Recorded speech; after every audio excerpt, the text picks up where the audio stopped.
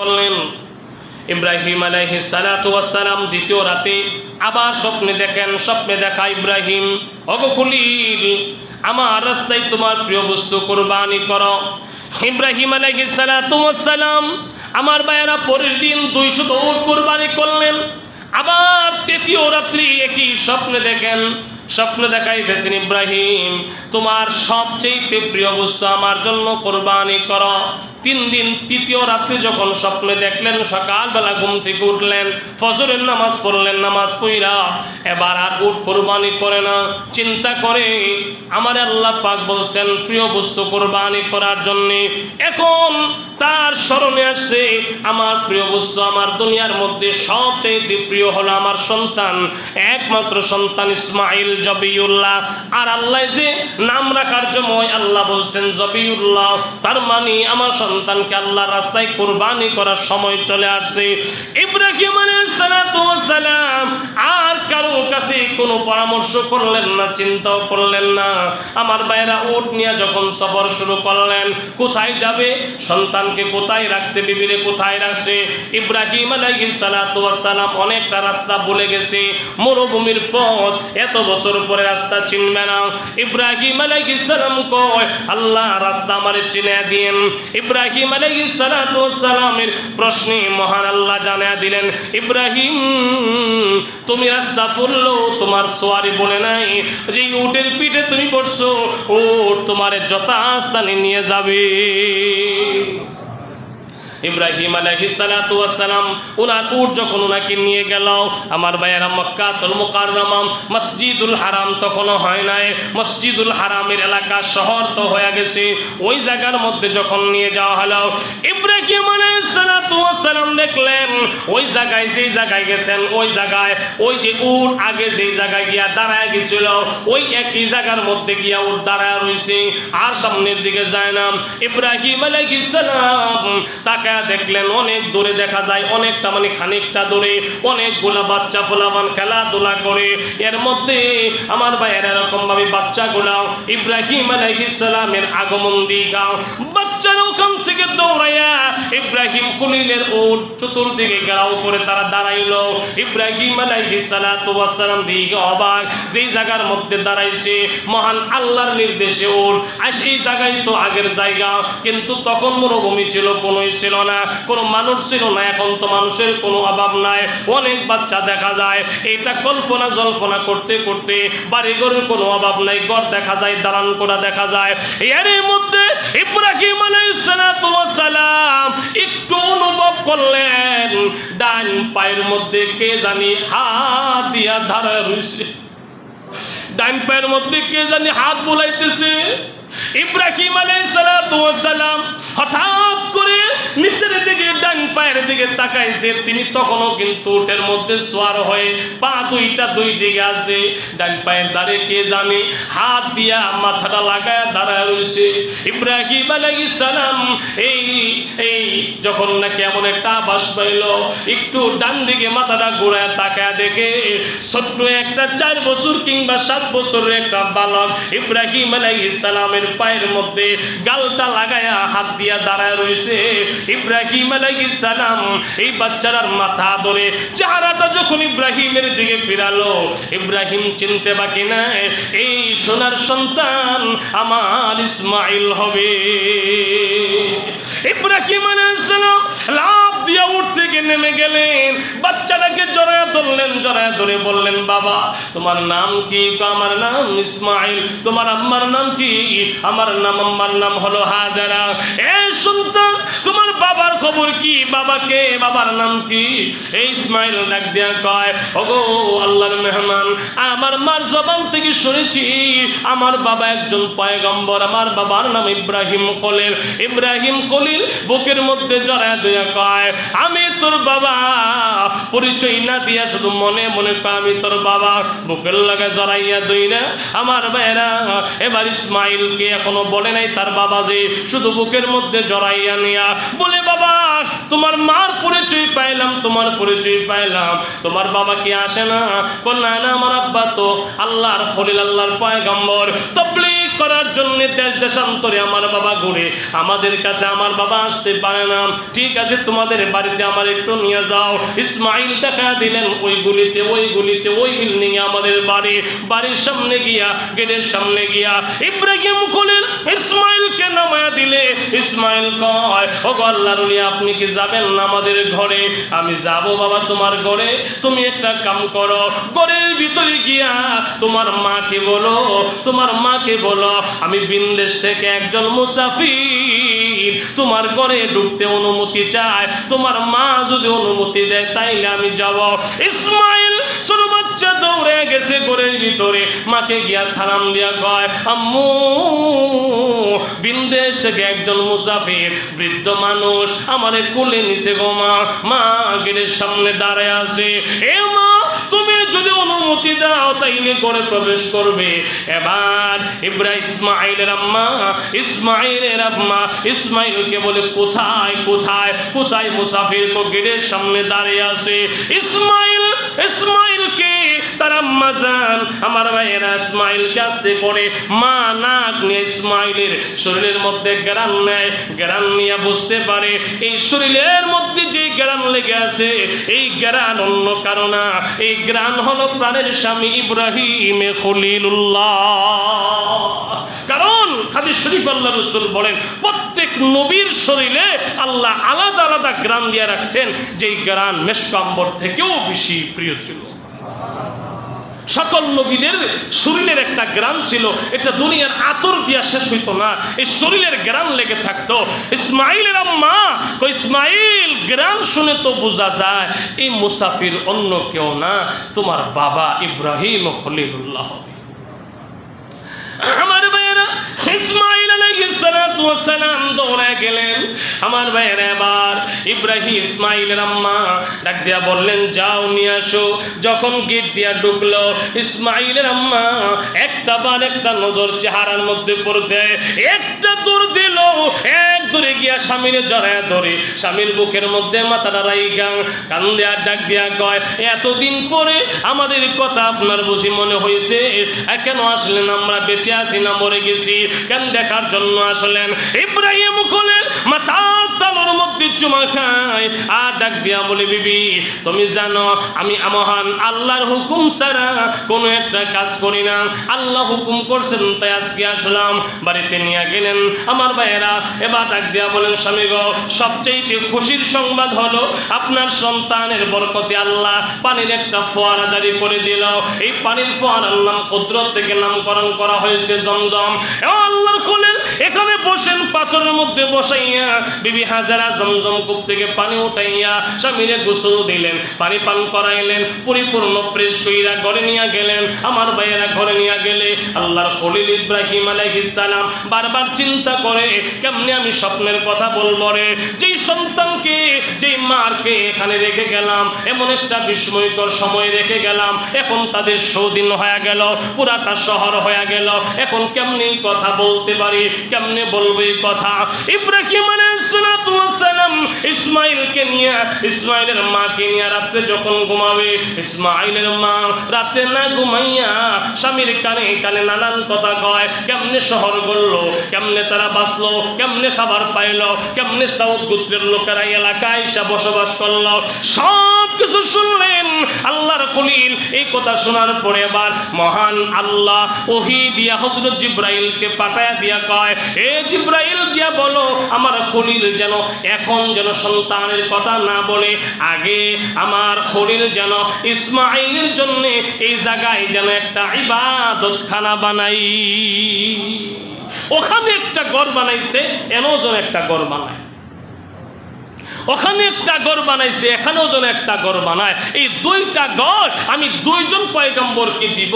ওই ঘরটা দিব ইব্রাহিমের আরেক সন্তান হবে ইসহাক আলাইহিস সালাম, তাকে ওই ঘর মসজিদুল আকসাকে আমি তাকে দিব। আর এই ঘরটা দিব আমি ইসমাইল আলাইহিস সালামকে। ইব্রাহিম আলাইহিস সালামকে জিবরাইল এসে কই, নবী এখানে ঘর আছে, ঘর বানাই। ইব্রাহিম নবী কই, কোন ঘর আছে? কই যে মাটির নিচে ঘর আছে। মাটির নিচে ঘর আছে, বুঝবো কেমনে? সন্তান নিয়ে সকালবেলা কামলা কাটেন, মাটি কাটেন, মাটি কাটতে কাটতে কাটতে কাটতে এবার দেখে ঠিকই দেখা যায় নিচে ফাউন্ডেশনের ওই যে বেস ডালাই ফাউন্ডেশনের অবস্থানগুলো আছে এখনো অক্ষুণ্ণ আছে। ইব্রাহিম আলাইহিস সালাম জিজ্ঞাসা এটা কোত্থেকে? আল্লাহ তাআলা তখন বলে, ইব্রাহিম, এটা এই ঘর যেটা তুমি এই নিচে ভাঙ্গা স্তূপ দেখতেছ, যেটা এখনো এটা ফাউন্ডেশনটা আছে, এটা এই ঘর এখনকার বানানো না, এই ঘর আমি আল্লাহ দুনিয়া বানাইবারও আগে বানাইয়া রাখছি। এই ঘর হলো পৃথিবীর সর্বপ্রথম ঘর। ইন্না আউওয়ালা বাইতি উযিআ লিন-নাস লাল্লাযী বিবাক্কাতা মুবারাকা ওয়া হুদাল লিল আলামিন। বলে এটা তো সর্বপ্রথম ঘর বানায় রাখছি, এটা বালুর নিচে পড়ে গেছে গা।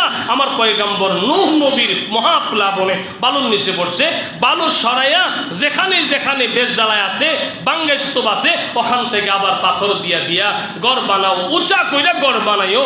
ইব্রাহিম খলিল ক বানামো তো ঠিক আছে, রাজমিস্ত্রি ফাম কয় রাজমিস্ত্রি তুমি নিজে। সুবহানাল্লাহ, তুমি নিজে রাজমিস্ত্রি। ইব্রাহিম নবী কয় হেল্পার হমু, কয় হেল্পার হইল তোমার সন্তান ইসমাইল আলাইহিস সালাম। ইব্রাহিম নবী কয় আল্লাহ ইসমাইল হেল্পার, আমি রাজমিস্ত্রি। বুঝলাম, তাইলে পাথর পামু কই, কঙ্কর পামু কই, পাথর পামু কই, এই মাল মশলা পামু কই? আল্লাহ কয় তোমাদের এই সব কিছু যোগান দেওয়ার দায়িত্ব আমি আল্লাহ আমার ফিরিস্তা হযরত জিবরাইলকে দিলাম। এবার জিবরাইল পাথর আইনা দেয়, ইব্রাহিম ইসমাইল এটাকে আলগায় নিয়ে দেয়। ইব্রাহিম নবী এটা বানায়, তিনজনে মিলা আমার ভাইয়েরা এরকম ভাবে মসজিদুল হারাম বাইতুল্লাহ বানাইলেন, কালাগিলা ফলাগড়টা বানাইলেন। আমার ভাইয়েরা ইব্রাহিম আলাইহিস সালাম ঘর সম্পূর্ণ করলেন। সম্পূর্ণ করার পরে অনেক লম্বা কথা, কিছু পাথর বেঁচে গেল। আল্লাহ তাআলা জিজ্ঞাসা করলেন, আল্লাহ বলেন ইব্রাহিম এক কাম করো, বাইতুল্লাহর ছাদের উপরে গিয়া এই পাথরগুলো এরকম ভাবে চতুর্দিকে সরায়া দাও। চতুর্দিকে সরায়া দিছে মহান আল্লাহ কুদরতি হাত দ্বারা এই পাথরগুলাকে গোটা পৃথিবীর জমিনে আল্লাহ ছড়ায়া ছিটায়া দিয়া আল্লাহ ডাক দিয়া কয়, খলিলুল্লাহ গো, এই প্রত্যেকটা পাথর এক এক জায়গায় ফালাইলাম।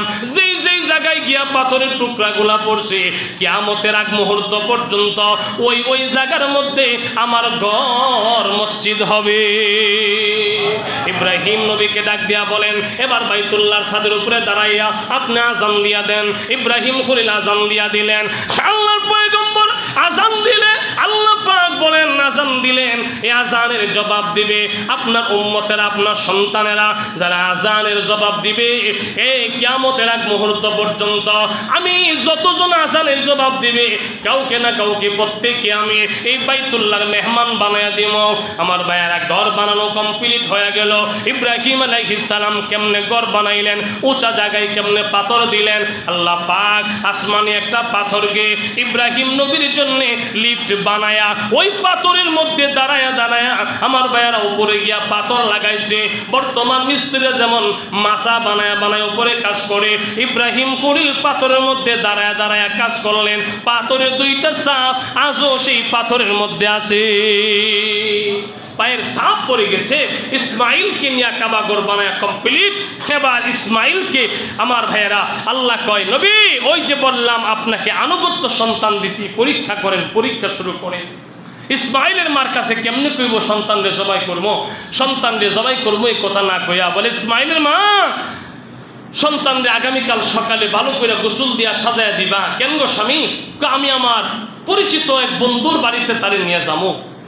ইসমাইলের মা কই, সর্বনাশ, 700 মাইল দূরে এই জায়গায় আমার আর ইসমাইলের রাখার পরে আল্লাহর খলিল এই জায়গায় জীবনও হয় নাই। আমার আর ইসমাইলের রাখার পরে এই 7 বছরের ভিতরে আর জীবনও আহে নাই। এই এলাকায় তার বন্ধু কেনা, এলাকায় বন্ধু কেডা, বন্ধুর বাড়িতে লিয়া যাইব, আবার খুব ঘনিষ্ঠ বন্ধু। ইসমাইলের মা কিছুটা বুঝে গেছেন, বলেন সুবহানাল্লাহ। বলে এই বন্ধু সেই বন্ধু, যে মাহবুবের কারণে এত কিছু। বলে ঠিক আছে, বন্ধুর বাড়িতে নিয়ে যাবেন, যান, বন্ধুর বাড়িতে নিয়ে যান। সুন্দর করে সাজায়া গোজায়া দিলেন।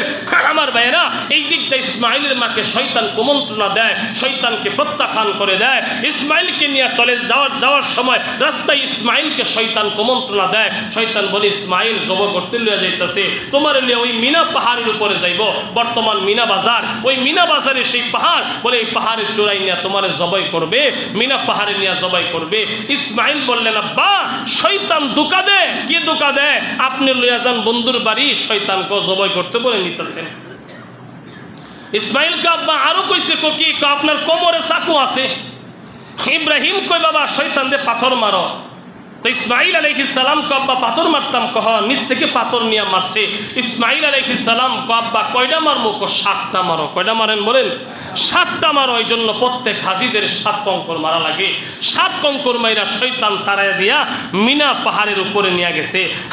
মিনাই চূড়াই নিয়ে এবার ইব্রাহিম চিন্তা করে, সন্তানদের না কইয়া কেমনে জবাই করি রে, এটা তো ইনসাফ হয় না। তো সন্তানের কানে কানে আস্তে করে কয়, আব্বা আব্বা আমি তোমার একটা কথা বলবো, এই জন্য নিয়ে আসছি।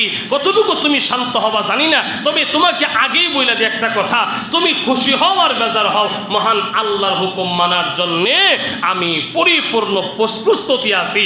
তোমাকে জানাই বলে, কি আব্বা? আমি তোমার এই জায়গায় জবাই করতে আনছি, সেই জবাইটা আমার কোনো স্বার্থে না, মহান আল্লাহর জন্য জবাই করতে আনছি। فلما بلغ معه السعي قال يا بني إني أرى في المنام أني أذبحك فانظر ماذا ترى قال يا أبت افعل ما تؤمر। এই পর্যন্ত কইছেন। তো সন্তান ডাক দিয়া কয়, ক্বালা ইয়া আবাতি ফাল মা তুমার সাতাজিদুনি ইনশাআল্লাহু মিনাস সাবিরিন। সন্তান ডাক দিয়া কয়, আব্বা আল্লাহর কসম করে বলি, ওই যে রাস্তায় শয়তান আমাকে জানাইছে, তখনই বুঝছিলাম আপনি আমারে জবাই করতে আনবেন। তবে ভয় নাই, চিন্তা নাই, আপনাকে আপনার কাছে আমারে আল্লাহর গোলাম বানায় আল্লাহ পাঠাইছে। সাতাজিদুনি ইনশাআল্লাহু মিনাস সাবিরিন। আব্বা আমি আল্লাহর কসম করে বলি, পরিপূর্ণ ধৈর্যের সাথে আমি ধৈর্যশীলের পরিচয় দিব, সবর করব, অসুবিধা নাই। আপনার মন চায় আপনি জবাই করবেন, অসুবিধা নাই, পরিপূর্ণ সবরের সাথে আমি তৈরি আছি। এই বলে ইসমাইল নিজের থেকেই নিজে পাহাড়ের উপরে শুয়ে গেছে। ইব্রাহিম আলাইহিস সালাম, আমার ভাইয়েরা এখানে অনেকগুলা বর্ণনা, হাত পা বাঁধলেন, চোখ বাঁধলেন, বাঁধার পরে আবার ইব্রাহিম আলাইহিস সালাম কমর থেকে খঞ্জর বের করলেন, চাকু বের করলেন, চাকু দিয়া ইসমাইলের গলার মধ্যে চাকু চালাবে। মহান আল্লাহ ডাক দিয়া কয়, ইব্রাহিম আমি তো তোমার পরীক্ষার জন্য কাজ করলাম। এই জিব্রাইল জান্নাত থেকে একটা লোহার পাত নিয়া ইব্রাহিমের চাকু ইসমাইলের গলায় লাগার আগে ইসমাইলের গলা বরাবর পাতরা নিয়া ধরো। লোহার পাত ধরলেন, লোহার পাতের উপরে চাকু দিয়া পুষাইলে কোনো কাম হয় না, দাঁড় হয় না, রক্ত প্রবাহিত হয় না, কাটে না, কিছুই হয় না। চোখ বাঁধার কারণে দেখেন না। আবার হাত চড়াইয়া ফেললেন, আবার বিসমিল্লাহি আল্লাহু আকবার বললেন, কাজ হয় না। আমার ভাইয়েরা ইব্রাহিম আলাইহিস সালাতু ওয়াস সালাম রাগে গুসায়, আমার ভাইয়েরা চাকু যখন দূরে ফালাইছে, পাথরের মধ্যে গিয়া পড়ছে, পাথরটা কেটে 2 ভাগ হয়ে গেল। বোঝা গেল চাকুর মধ্যে দাঁড় আছে, দাঁড় থাকলে হয় না, কাটার জন্য মহান আল্লাহর হুকুম লাগে। ইব্রাহিম নবী কয়, এবার শেষমেশ পরে চেষ্টা আমি করে যাব। ইসমাইল হোসুয়ে বললেন, ইব্রাহিম চাকুটা নিয়ে এবার ডাক দিয়া কয়, বিসমিল্লাহি আল্লাহু আকবার, আল্লাহু আকবার। যখন নাকি এইভাবে যখন চাকু চালায়া দিবে, এমন সময় হযরত জিবরাইল আলাইহিস সালামকে আল্লাহ অর্ডার দেয়, জিবরাইল না দেরি করো না, 1-2 গিয়া জান্নাত থেকে একটা দুম্বা লও, দুম্বা নিয়া আমার ইসমাইলকে সরাইয়া দিয়া ইব্রাহিমের চাকুর নিচে দুম্বাটা লম্বা করে শোয়া দাও। ইব্রাহিমের চাকু যেন দুম্বা জবাই হয়ে যায়। আল্লাহ পাক ইসমাইলকে সরাইয়া দিলেন, দুম্বা জবাই হলেন, রক্ত ফিক্কি মেরে হাতে লাগলো। ইব্রাহিম কয়, আলহামদুলিল্লাহ আমার হাতে সন্তান জবাই হলো। ইব্রাহিম চোখ খুলে দেখে জবাই হইল দুম্বা, আর সন্তান পাশে দাঁড়ায় রয়েছে। বলেন না সুবহানাল্লাহ। আল্লাহ কয়, ফালাম্মা আসলাহু ওয়া তাল্লাহুল জাবিন ওয়া নাদাইনাহু আইয়া ইব্রাহিম কদ সাদ্দাকতার রুইয়া। ইব্রাহিম কদ সাদ্দাকতার রুইয়া, বাস যথেষ্ট, আর চেষ্টা করতে হবে না। পরীক্ষার প্রয়োজন ছিল, পরীক্ষা হয়ে গেছে, তোমার পরীক্ষায় কুরবানি কবুল হয়ে গেছে। সন্তান ইসমাইলকে তার মার বরকতে ফিরিয়ে দিলাম। আল্লাহ বলেন, আর লাগবে না, আমি খুশি হয়ে গেছি, বাস যথেষ্ট। কদ সাদ্দাকতার রুইয়া, থামো, যথেষ্ট সন্তুষ্ট হয়েছে, আর লাগবে না, সন্তান নিয়ে যাও, এই কোরবানি কবুল হয়েছে এবং কিয়ামত পর্যন্ত তোমার সন্তানদের জন্য আমি কোরবানিকে ওয়াজিব করে দিলাম। এই সন্তানদের জন্য কোরবানি ওয়াজিব, তোমার সন্তানেরা যেন নিখুঁতভাবে আমি আল্লাহর জন্য কোরবানি করে সেখান থেকে কোরবানি পাইলাম। এই জন্য হালাল টাকা দিয়া একমাত্র আল্লাহর জন্য কোরবানি করতে তৈরি আছি তো ইনশাআল্লাহ। যাদের উপরে কোরবানি ওয়াজিব, শেষ কথা, তারা কোরবানি করব। কোরবানি ওয়াজিব, জাকাতের মাসালা, কোরবানির মাসালা এক। জাকাত নেশাব পরিমাণ মাল হলে যেমন জাকাত ফরজ হয়, সেই পরিমাণ মাল হলে জাকাত ফরজ হয়, ওই পরিমাণ মাল থাকলে কোরবানি ওয়াজিব হয়। যাদের 52.5 ভরি রূপা, 7.5 ভরি স্বর্ণ অথবা ইহার মূল্য যাদের ঘরে আছে, তাদের জন্য কোরবানি ওয়াজিব, তাদের জন্য কোরবানি ওয়াজিব। বর্তমান সময় 1 লক্ষ টাকা বা প্লাস এর একটু কম বেশ 1 লক্ষ এর মধ্যে যদি টাকা কারো থাকে ঘরে, তাইলে তার জন্য কোরবানি ওয়াজিব, তার জন্য কোরবানি ওয়াজিব। 52.5 ভরি রূপা থাকলে কোরবানি ওয়াজিব। আমার ভাইরা, আর কোরবানি ওয়াজিবের আরেকটা মশলা হলো 3 দিনের ভিতরে যদি আসে তাও ওয়াজিব। ঈদুল আজহারের দিন তার কাছে কোনো টাকা নাই, দ্বিতীয় দিন 1 লক্ষ টাকা পড়ছে, এমন আছে না? দ্বিতীয় দিন 1 লক্ষ টাকা আইছে, কোরবানি ওয়াজিব। তৃতীয় দিন আইছে, কোরবানি ওয়াজিব। তৃতীয় দিনের পরে আইছে, আর ওয়াজিব নাই। সেজন্য কোরবানি যাদের উপরে ওয়াজিব, সহিভাবে কোরবানি করার চেষ্টা করব। আল্লাহ তৌফিক দান করুক, আমিন। একটু লম্বা হয়ে গেছে, এর জন্য আপনারা ক্ষমার দৃষ্টিতে দেখবেন। আল্লাহ আমাদের